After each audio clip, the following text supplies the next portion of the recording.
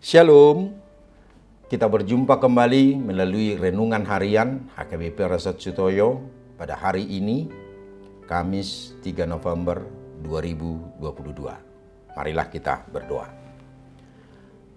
Damai sejahtera yang daripada Allah Bapa yang melampaui segala akal adalah kiranya menyertai hati dan pikiranmu di dalam Kristus Yesus Tuhan kita. Amin. Firman Tuhan untuk kita pada hari ini yaitu tertulis dalam 1 Samuel pasal 7 ayat 4 yang berbunyi, kemudian orang-orang Israel menjauhkan para Baal dan para Asitoret dan beribadah hanya kepada Tuhan. Dalam bahasa Batak dikatakan, jadi di paholang halak Israel ma akabal dohot Astarot jala sasada jahuba dioloi nasida. Saudara yang terkasih, dalam nama Yesus Kristus, dalam kepercayaan umat Israel mengimani bahwa di mana tabut perjanjian berada, di sana Tuhan hadir dan bersemayam. Mengapa hidup umat Israel tetap menderita dijajah Filistin? Padahal dari perikop sebelumnya kita tahu tabut Allah sudah kembali ke tanah Israel dan orang Palestina pun sebenarnya sangat takut menghadapi Allah Yahweh karena dewa Dagon, dewa orang Filistin, tidak sanggup menghadapi keperkasaan Allah Yahweh. Penindasan selama 20 tahun oleh Filistin disebabkan Israel tidak pernah sungguh-sungguh beribadah kepada Tuhan.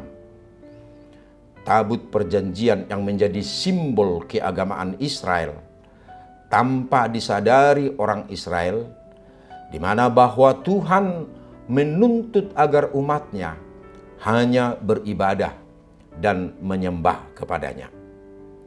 Ayat hari ini menunjukkan bagaimana mereka sebenarnya masih menyembah dewa-dewa Kanaan, yaitu Baal dan Asitoret. Itulah sebabnya keluhan Israel atas penindasan Filistin dijawab Samuel dengan ajakan pertobatan.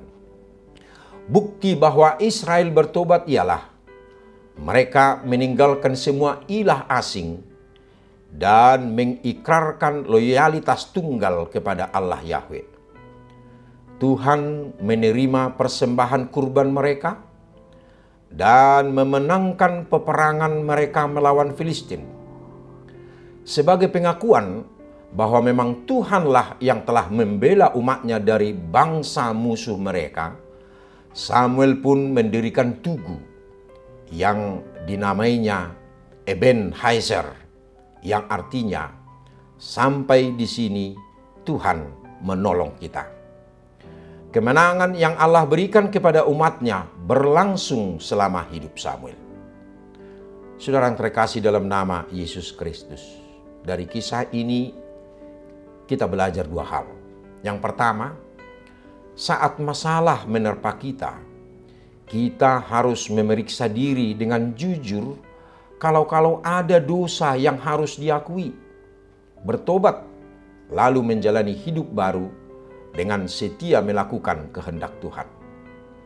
Pertobatan adalah cara terbaik mengalami pemulihan, berkat, dan bahkan kemenangan. Pertobatan sejati juga ditunjukkan dengan hanya menyembah kepada Tuhan. Hidup beriman hanya kepada Tuhan Yesus Kristus di setiap waktu.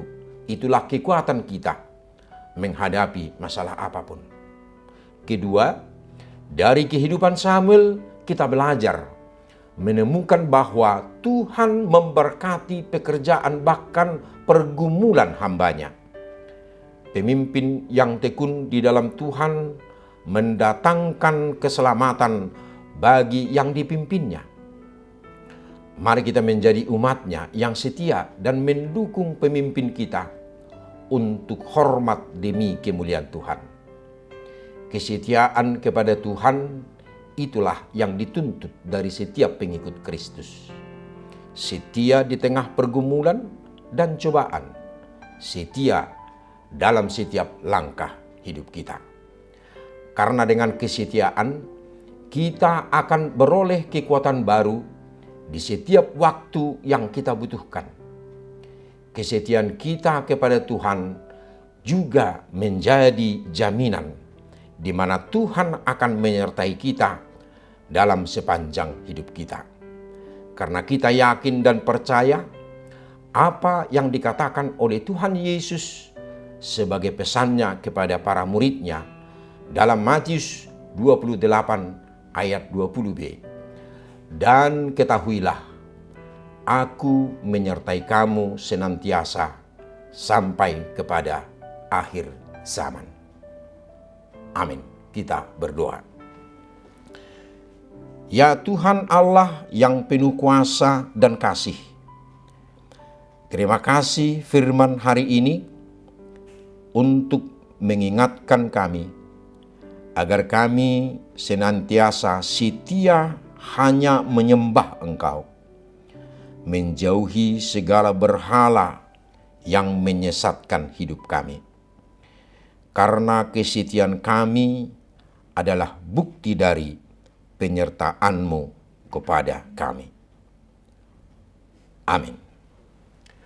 Saudara yang terkasih, tetaplah melaksanakan protokol kesehatan, memakai masker, rajin mencuci tangan, hindari kerumunan. Selamat beraktivitas, salam sehat, Tuhan memberkati, Shalom.